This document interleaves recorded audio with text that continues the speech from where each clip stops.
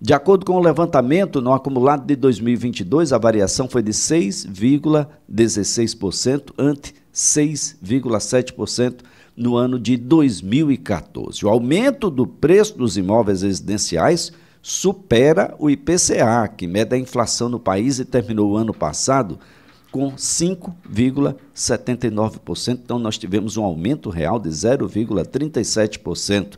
E quando comparado ao IGPM, que é o Índice Geral de Preços, mercado, a chamada inflação do aluguel, o aumento real no preço médio dos imóveis foi ainda maior, de 0,71%. Mas será que é exatamente agora a hora de comprar imóvel? Eu tenho um recurso, eu tenho um dinheiro, deixo onde ele está, faço outros investimentos ou compro um imóvel? Normalmente quem compra mais de um imóvel não é para morar, é para investir, é para alugar, por exemplo. Aluguel também teve um crescimento muito forte aqui, principalmente na capital alagoana, um dos maiores crescimentos no valor do aluguel entre todas as capitais brasileiras. Então, vamos tirar essas dúvidas a partir de agora. Nós estamos na linha com o educador financeiro Luciano Moacir, a quem a gente agradece, viu, Luciano, por estar conosco. Um bom dia. Bom dia, Elias. Bom dia a todos que estão nos ouvindo. Esse é um assunto polêmico, né, mas bastante pertinente aí para o momento que a gente está vivendo e para tranquilizar, né, as famílias para tomar a decisão mais correta possível para suas vidas, né? Por mais que as pessoas desejem uma resposta objetiva para todos, mas vai depender, né, de analisar ali a própria família, né, o que está em jogo nessas decisões, que não é uma decisão puramente financeira, né? Quando envolve imóvel, a gente está falando ali das melhores lembranças da nossa vida. Se a gente for resgatar ali na infância, é sempre na casa da avó, na casa das tias. Então, o imóvel próprio, né, assim como o aluguel também, alguns têm alguns benefícios, né, e outros desafios que a gente precisa ali conviver. Então, legal trazer esse tema para esclarecer para as pessoas aí tomar a melhor decisão possível. Então quer dizer, Luciano, que não é uma conta simples, isso não é 2 mais 2, isso não é como a vovó dizia, que, olha, investimento seguro, compre imóvel e ele vai se valorizar, você vai ganhar dinheiro. Não é bem assim, né? Imóveis têm os seus custos também, não é, Luciano? Isso, assim, vem de um histórico, né, da época da superinflação, a hiperinflação ali, né, onde, de fato, os imóveis, eles performaram bem, ainda mais com a corrida da urbanização, né, então isso foi trazendo oportunidades muito mais óbvias, né, do que hoje a gente possa encontrar, né. As cidades continuam crescendo, mas já há uma concorrência ali, né, de imóveis, de casas, de apartamentos, e que é necessário pelo menos uma análise, né, maior, assim, para entender para onde é que está caminhando a região, vamos dizer assim, de valorização maior da cidade, né, para a gente tomar essa decisão. Então, requer, sim, alguns cuidados, né, o imóvel, ele, apesar de trazer esse apelo emocional para as pessoas, mas ele é um investimento onde tem pouca liquidez, né? O que é isso? Eu tenho ali um dinheiro, compro um imóvel, mas se eu precisar do recurso ali, né, para resolver um problema de saúde, algum imprevisto, assim, de fato, que seja emergencial, eu não consigo o dinheiro ali na hora, né? Então, talvez esse, né, pelo ponto de vista de investimento, seria o grande desafio dos imóveis, né? A liquidez imediata, né? Então, se eu vou ali bloquear o meu recurso em um imóvel, eu preciso ter essa consciência que é necessário eu viver de forma organizada para construir em paralelo uma reserva de imprevistos, né? Então, isso aí a gente já sai do investimento, vem para a questão de organização financeira, para as pessoas terem ali a disciplina, né, de pelo menos poupar um pouquinho da sua renda para suprir esses outros imprevistos, né? Agora, Luciano, o aumento nominal aqui na capital alagoana foi de 13,22%. Os imóveis aqui estão bem salgados, e com o crescimento aí desse valor, quem comprou, bom, teve um ganho. Mas é hora de comprar exatamente quando ele está alto, quando ele está se valorizando, mas, bom, isso deve ter essa curva deve estabilizar ou até mesmo declinar no futuro? Bom, existem previsões para diversos direcionamentos, né?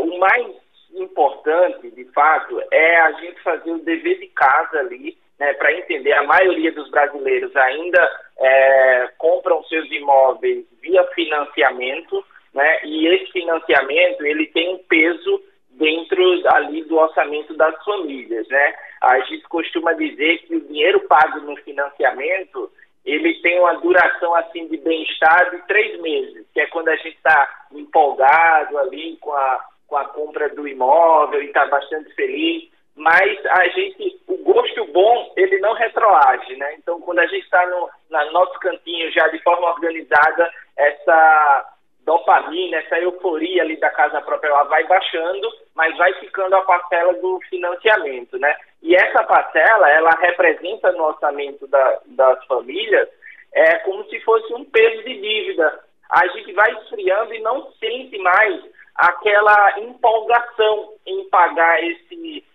tipo de despesa. Por isso que é importante, né, antes de tomar a decisão do momento da compra, o tamanho que o orçamento da família comporta, sabendo que daqui a 6 meses isso aqui vai ter um peso de dívida, né?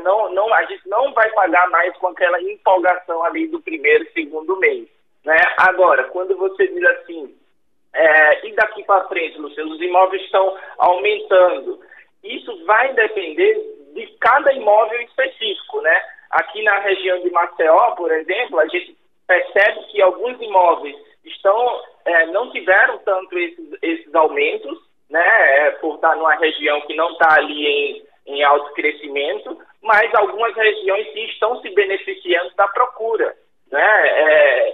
Quanto maior for a procura por uma região, maior vai ser ali o aumento ali desses imóveis. Agora, sobre o futuro, vai depender das obras de infraestrutura da cidade, de como a cidade vai se formatar, para qual região que ela vai estar ali aplicando seus investimentos, né? Perceber onde é que está chegando as grandes redes de loja, não? Então é sinal que por ali vai aparecer, né, mais condomínios, movimentos residenciais, e isso possivelmente ali vai carregar uma onda de valorização desses imóveis, né? Agora, tem muita coisa, Elias, que o que a nossa avó falava era verdade, sim, né? É muito difícil o preço do imóvel ele começar a diminuir, né? Isso é muito raro de acontecer, né?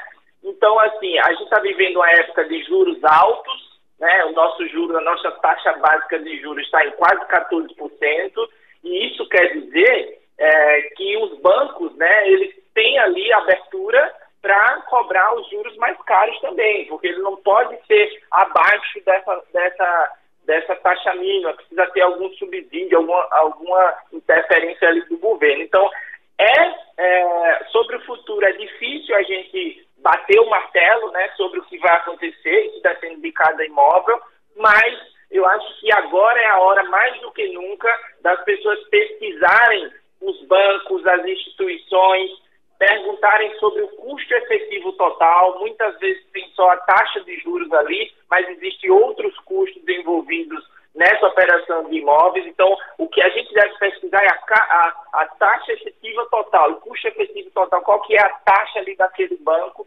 porque agora é a hora, assim, os juros está alto e a gente precisa ficar mais de olho ainda nesses contratos de imóveis. Agora, Luciano, um fato que vem acontecendo com muita frequência, aliás, não só no estado de Alagoas, mas principalmente na capital alagoana, é a compra de um imóvel não para moradia, mas um imóvel como investimento, principalmente para os aluguéis de temporada. É preciso levar em consideração de que, como você não vai morar, esse imóvel pode passar algum tempo fechado. O imóvel que está fechado, imaginando sendo um apartamento, ele tem os custos de manutenção, ele tem os custos das taxas condominiais, de todas as outras questões relacionadas ao imóvel. É preciso fazer essa continha direitinho, não só pela possibilidade do aluguel, mas pela possibilidade de não alugar? Perfeito. E aí são duas coisas totalmente distintas, né? A gente tem aquele aluguel convencional, né, onde eu ali compro o imóvel e coloco ele para alugar para uma família, faço um contrato anual, um contrato de 2 anos. Esse é o aluguel tradicional, né, que todas as pessoas conhecem e que ele é quase que um investimento passivo, né? Porque a gente faz ali o contrato uma vez, apesar de ficar monitorando, mas tem ali um contrato, tem um combinado durante um prazo, então é uma coisa mais simples. Por isso que a renda, né, ela acaba sendo um pouquinho menor, né? Se a gente usar como base esse tipo de aluguel, né, provavelmente, no momento que a gente está vivendo agora, não comprar o imóvel e investir esse dinheiro nos investimentos mais seguros que tem no Brasil, como um título público, um título privado ali de um bom banco, que está pagando ali acima da taxa Selic, possivelmente, né, em todos os cálculos que eu venho fazendo aqui, vai valer mais a pena, sim, investir esse dinheiro, né? Mas devemos levar em consideração que o imóvel para os brasileiros, ele é um bom investimento também, porque as pessoas não se desfazem dele por qualquer motivo. Então, quantas pessoas a gente não conhece que lá no final da vida, na sua aposentadoria, fala assim, pô, não consegui juntar nada, mas eu tenho a minha casa própria. Né? Por quê? Porque ao longo da vida, mesmo com experiências adversas, problemas de saúde, problemas com dívidas, muito dificilmente a gente tem esse hábito de desfazer de um imóvel, do próprio imóvel para isso.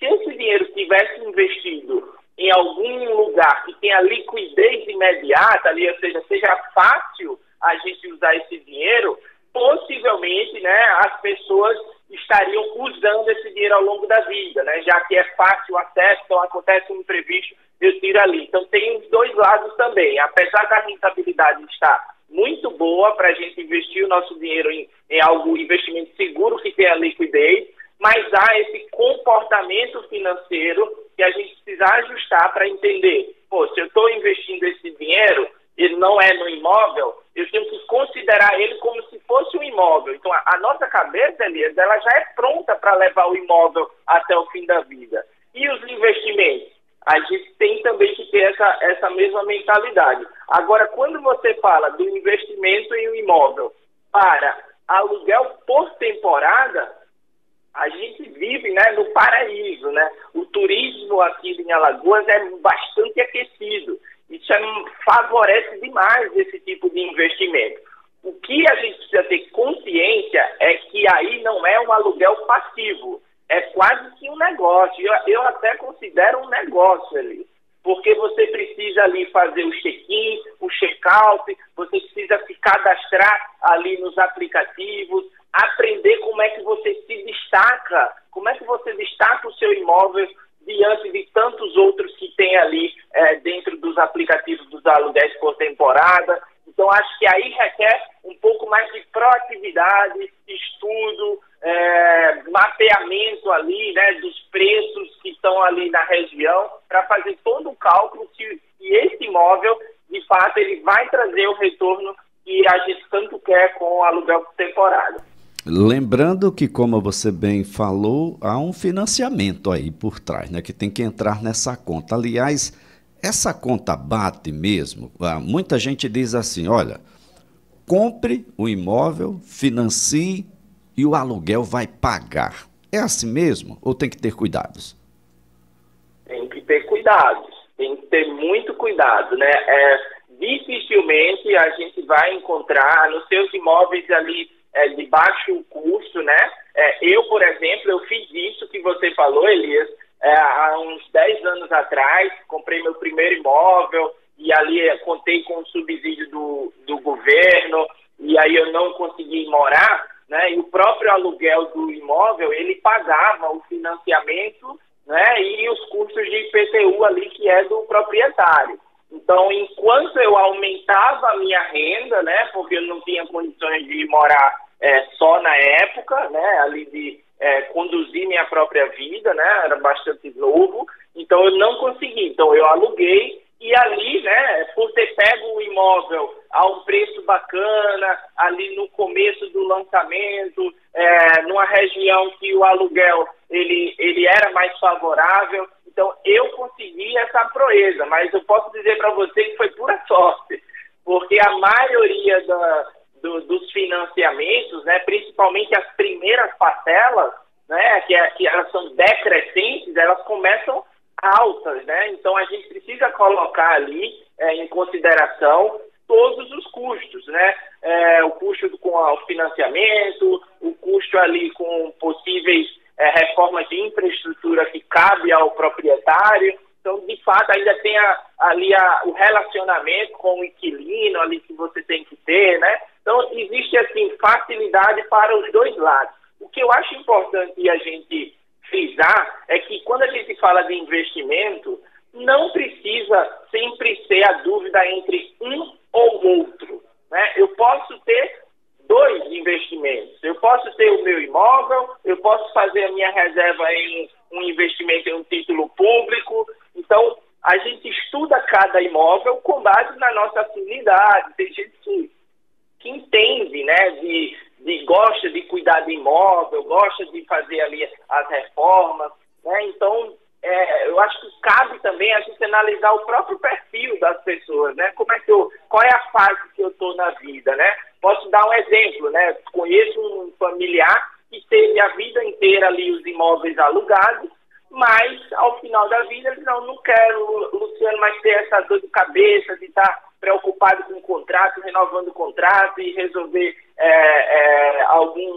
algum conflito ali com o inquilino. Então, vale muito também do momento de vida da pessoa, né? Mas tem que colocar, sim, em consideração todos os custos e a parcela do financiamento é o principal, não só para viabilizar o investimento, mas para, se caso não alugar, se caso não conseguir ali a meta de renda no aluguel por temporada, a minha renda pessoal, consegue cobrir esse investimento? Então, isso precisa ter um cuidado enorme, porque os financiamentos de imóveis têm o próprio imóvel ali como garantia, né? Ali é uma alienação, né? Então, se eu deixar de pagar, né, o banco ali tem o direito de tomar sua propriedade de volta e colocar no leilão, por exemplo.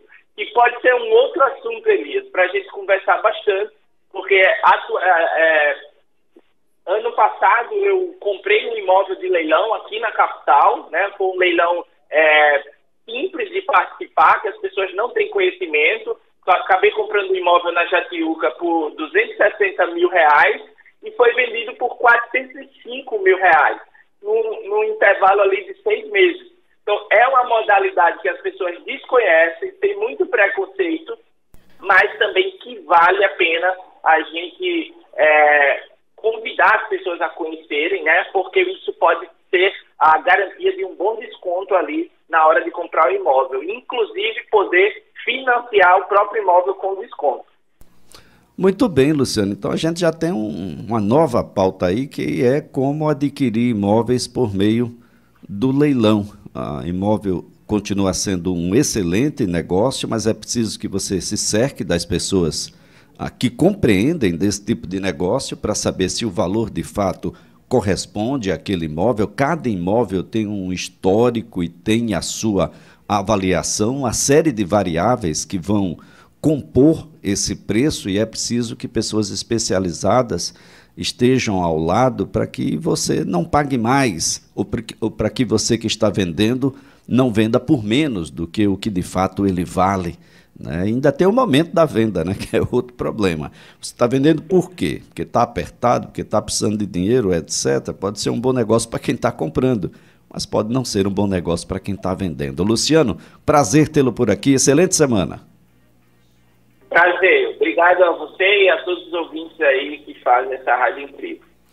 Olha, nossa conversa aqui foi com o Luciano Moacir, educador financeiro. Olha, quando é que você vai investir em um imóvel? E quando é que você vai investir em aluguel? Alugar, comprar, vender?